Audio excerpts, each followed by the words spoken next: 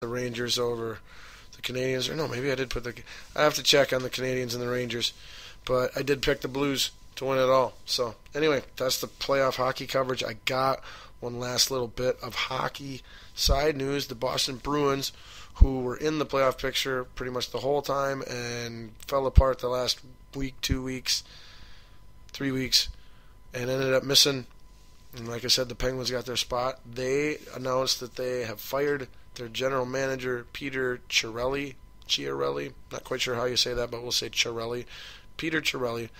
He was their GM for 9 seasons, and this was the first year that they had missed the playoffs since the 2006-2007 season, which we're just trying to do some quick math here. I think that would have been his first season or the year before he started. So, wow, the GM misses the playoffs once since he started, and they fire him.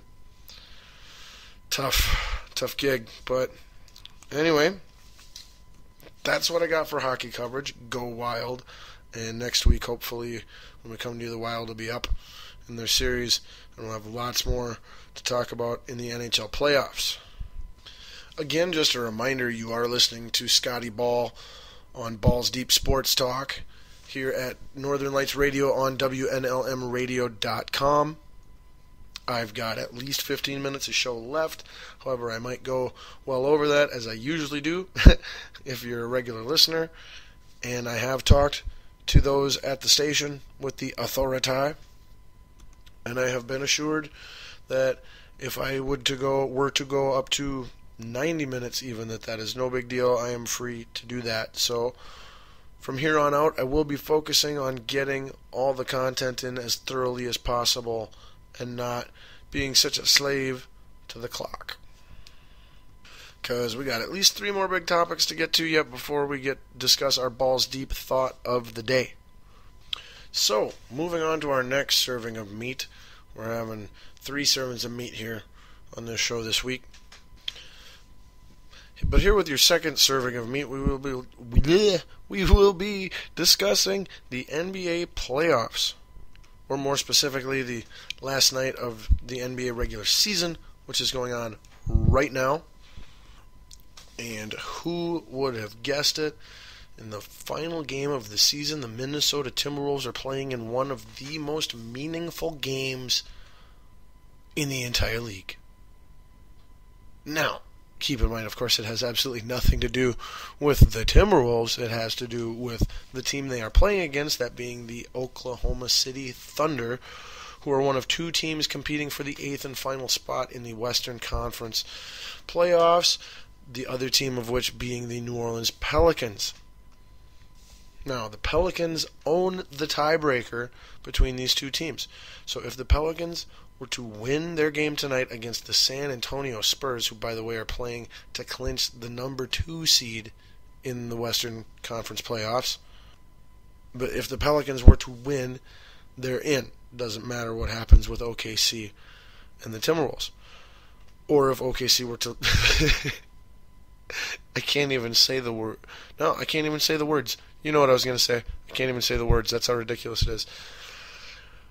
But if the Pelicans lose to the Spurs, which is quite likely since the Spurs actually have something to play for and are a considerably better team, and then the OKC Thunder were to do what they should do and handily, easily beat the Minnesota Timberwolves, then the Thunder would get the 8th and final seed in the playoffs. So those are 2 of the biggest games going on tonight, and like I said, were the final regular season games.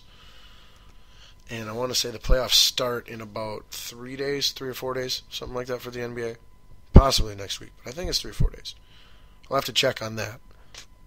And then over in the East, you've got 2 crummy losing record ball clubs battling for their 8th and final spot. That would be the Brooklyn Nets and the Indiana Pacers.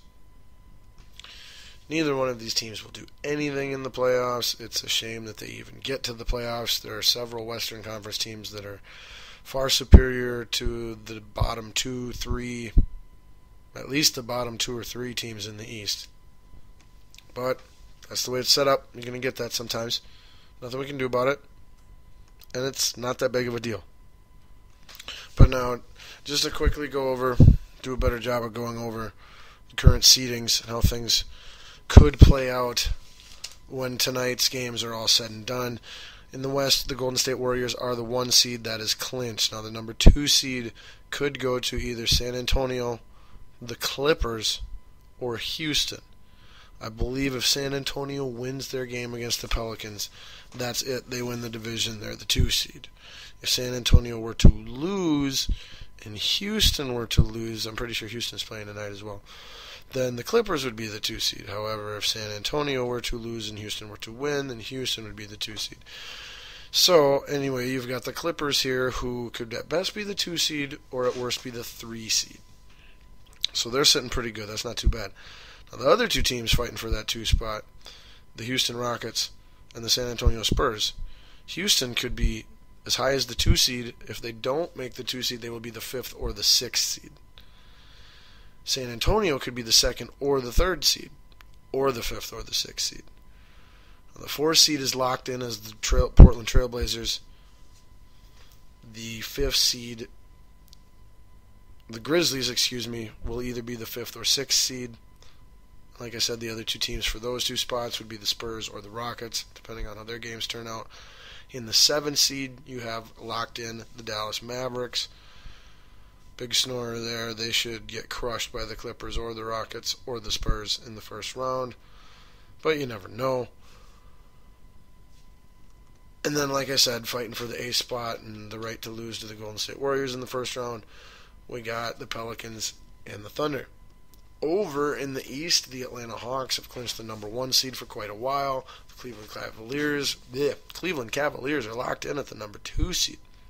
The number 3 seed will either be the Toronto Raptors or the Chicago Bulls, as well as the 4 seed will either be the Toronto Raptors or the Chicago Bulls, depending on the outcomes of tonight's games. The 5th seed is locked in at the Washington Wizards. They're semi-decent, but they might be able to beat Toronto, but they got no chance of beating the Bulls if the Bulls wind up in the 4 seed. You've got Milwaukee Bucks locked in at the 6th seed. Decent young team, but I think they got a ways to go yet before they're any kind of real threat. You got the Celtics being a crummy team, getting just a little bit hot at the right time here, being in a bad division, bad conference I should say, at the 7 seed. They're locked in. And then, like I said, the battle for the 8 seed, you got the Nets, and you've got the Pacers. The Pacers finally have Paul George back, one of their best players, probably their best player. He's been injured for a long time this season. He's finally back. He's not 100% back, but he's playing at least. To me, they're more talented, a little more deserving than the Nets are. However, like I said, it really doesn't matter. Both of them will probably, either of them or both of them would get swept in the first round by Atlanta probably. Speaking of the number 1 seed in the Eastern Conference, the Atlanta Hawks, their forward Thabo Sefolosha, if you haven't heard this, it's on popular, normal news, not just sports stuff. Like I said, Thabo Sefolosha, Atlanta Hawks forward, was arrested last week in New York at a nightclub at around 4 in the morning for obstructing police's ability to set up a crime scene, I believe is what they claimed. He, in the process of getting arrested by the officers, which they said he resisted arrest and was disorderly, that he acquired a leg injury and is now out for the season. He will not be able to play in the playoffs at all because of an injured leg that he received during this altercation with the police. Video has now emerged on TMZ of the arrest. It does sound like the police actually were excessive in their use of force. I haven't taken the time to watch it yet, but just a very interesting story.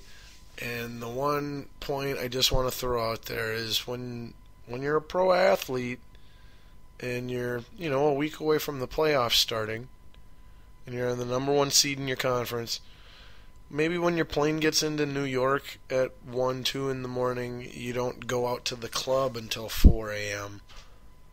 living it up.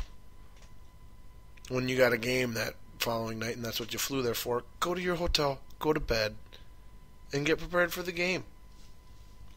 Nothing good is going to happen to you at 4 in the morning.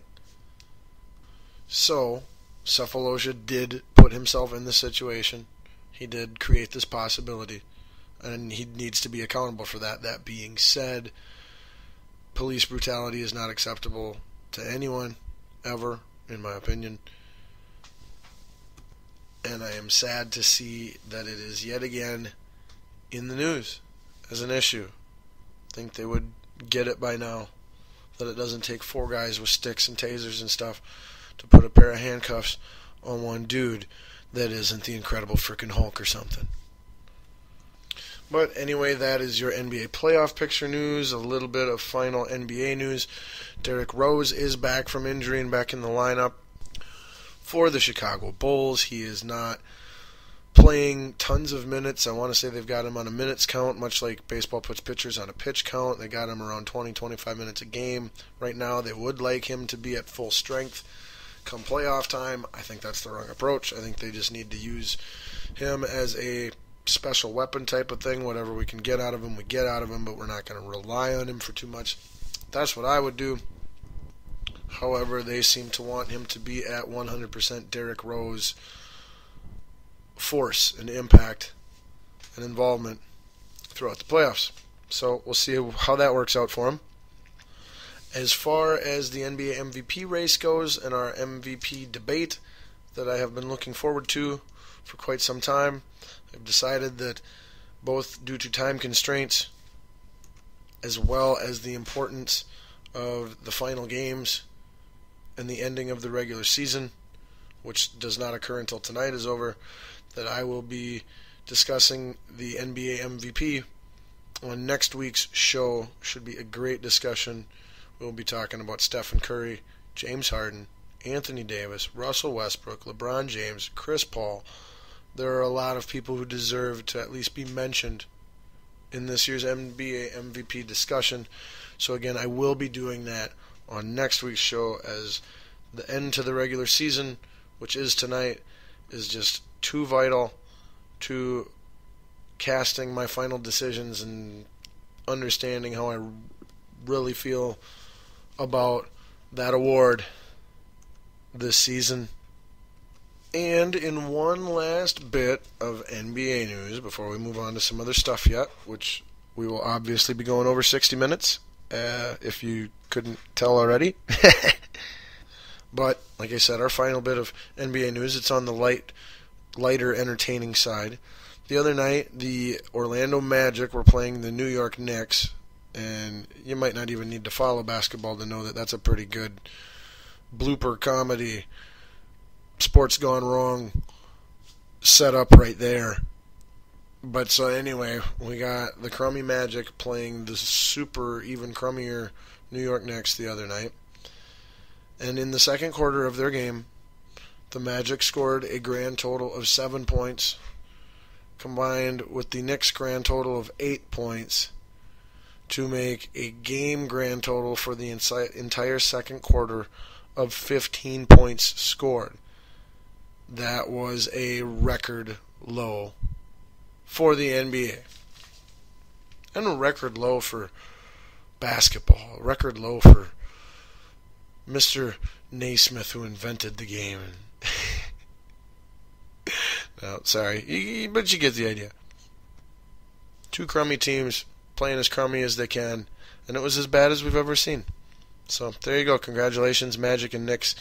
At least you're still finding a way to be relevant, discussed, talked about. Yeah, good for you. But alright, let's move on to some quick baseball notes. For all you fellow Minnesota Twins fans, I happen to be wearing my Minnesota Twins cap as we speak during this radio show. But for all of you Twins fans, oh boy, it's going to be another long season. We stink super duper bad. Plouffe at third base is hitting like barely 100. Schaefer out in center field has already lost his job and been demoted to Robinson before the home opener even happened the other day earlier this week. You got the Irvin Santana suspension. It is a very tough year to be a Twins fan. 5 years in a row now this is going to be. And I really feel that the most painful part of the whole thing is that we're bad at everything. We stink at everything.